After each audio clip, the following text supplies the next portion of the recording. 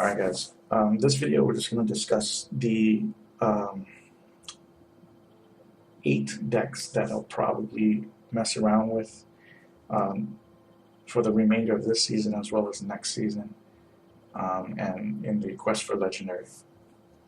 We're not going to really talk about all the card choices per se, but we will just talk about the deck and the archetype, what decks they're good against and what decks they're bad against. Okay, so the first one is Control Warrior, which I've aptly called Pay to Win. And it's pay to win because look at all these legendaries. Okay, so this deck wants to use things like Armor Smith, Zombie Chow, Unstable Ghoul, Frothing Berserker, and Death Spite. It wants to use those cards early to buy you time for your turn 6 through, and beyond, where you drop threat after threat after threat. I think my list is pretty standard, although I may make a few small changes here and there.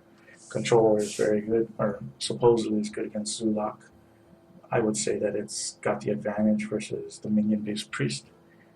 I'd say it has a slight advantage versus Shaman.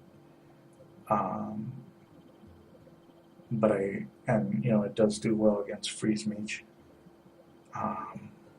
It's probably the best deck out there, but it's one of the harder decks to rank up with because the games are so long. So you probably won't see me play this until we hit like rank 5 or rank 4 maybe, because it has a good percentage of wins. Like, you're going to win most of your games, but the games are going to take very long. So in the earlier parts of the season, I don't want to go through that. So that's Control Warrior. The next deck is Minion Priest.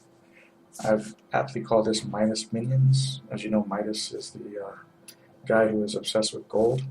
And you can see here, everything I have is gold, except the 3 legendaries, right? This deck was made pretty famous by Brian Kibler. Although, if you've ever seen any of my YouTube videos, you know that I was very, I've been a strong advocate of this kind of minion-based priest list since before Nax came out. So, this deck wants to get out an Undertaker or Zombie Chow early, and basically you play this a lot like Zoo. You want to control the board and use your hero power to keep tempo and board presence until you can win later in the game. I've teched some changes in here. 1 Shadow Madness, 1 Spellbreaker.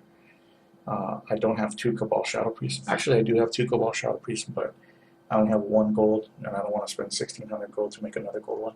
So we're only running 1 in the deck. We're running Black Knight, and we're running Ysera. I believe those are cards that Brian Kibler doesn't run. He runs a couple more taunts. I think taunt is very weak in the format. I think a lot of people are going to run Black Knight because of Sludge Welcher. So I don't think you really want that many taunts.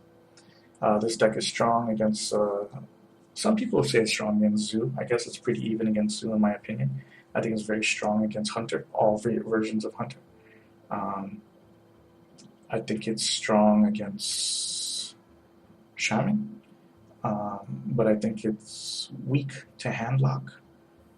I think it's weak to Control Warrior, and I think it's pretty strong against Druid, but yeah. So those are Control Warrior, Mid-Range Priest. This next one here is called D's Nuts. This is just a Shaman deck that I put together. I actually don't know how good it is. I've had mixed results. It's actually pretty good. This is just a Reincarnate based Shaman. You want to use Reincarnate late with cards like Sylvanas, Kel'Thuzad, Cairn, Stalag, Fukin. It's got a Death Rattle theme. That one will take a little more practice, but yeah, that's that. And right here we got Malygos Rogue, also known as Miracle Spell-based Miracle Rogue, Malygod. So basically, instead of using Leroy and Shadow Step, this deck uses Malygos Prep and a bunch of damage spells. The fun thing about this deck is I've won very many games, probably the majority of the games with this deck, without using Malygos. So the deck is very good, just like all rogue decks are, at maintaining aggression and pressure. where you can reach the points where you could just blow your opponent out with a bunch of, which is the high burst of spells. I think the deck is good against Priest, good against Druid, but I think it's weak to aggressive strats like Zulak. I think it's weak to I think this is good against Handlock, but it is certainly weak to many decks. And this deck is pretty difficult to pilot. You will probably see me play this often because I believe it's very, very strong in the meta. Although I do feel it's weak to mages. There you go. This is the Druid deck. This is called Careless Whispers. Nothing really. This is just a fun deck that you will see me play this a lot in the higher ranks, or like the lower ranks, like ranks 15 and on. This is just an interesting deck, a Watcher-based Druid deck that uses cards like Wailing Soul to enable it to attack and things of that nature. So we have 6 enablers for the Watcher. The 2 Wailing Souls, 2 Keepers of the Grove, and 2 Sunfury Protectors. Some people run Defender of Argus, but like I said, Taunt to me is a liability in the format, and that's why you don't see me run it. This runs 1 Force of Nature combo, 1 Black Knight, and Ysera. Ysera is probably the card that doesn't fit the synergy the best because this is a mid-range deck. You want to win in the middle, somewhere in the middle, but I like to have the nice insurance in most of my decks. It's Freeze Mage. You saw me play this in the last video. This is just basically Hyped list, except I changed Ragnaros for Kel'Thuzad. Things to note: if the meta becomes very aggressive, you'll see me make a couple small changes. Probably add either a Flame Strike or another Blizzard, and dropping some late game stuff like possibly even Kel'Thuzad.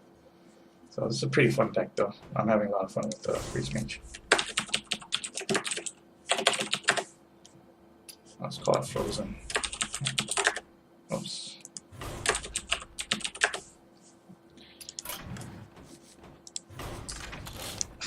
If I want to just get the win, I could also play Handlock. Handlock is probably one of the strongest decks in the format right now. Hunter is the best deck to beat it, but Hunter is not as relevant in the format currently. This is a typical Handlock list except for 2 things. There's a Black Knight and there's a Sacrificial Pact. I'm going to drop the Pact. That's just something fun. If there are a lot of Handlock mirrors, I will put a Pact back in. But for now, I think we'll just get a big game Hunter to kind of tech ourselves in the mirror. And yeah, this is pretty standard Handlock list. Very fun. Oh, actually, I'm sorry. I'll just get another Mortal Coil. What do you think, Mortal Coil or Big Game Hunter? Yeah, let's keep it with Mortal Coil. And lastly, we have Paladin, and this is just a control-based Paladin list. Very similar to things that you see RDU play, Colento. Humility, qualities, a lot of cards that kind of just drag the game out. If there are a lot of handlocks and I don't want to play the handlock mirror, you will see me play this a lot. I think this is very good against handlock. Very good against many decks in the format, but like Control Warrior, the games take very long.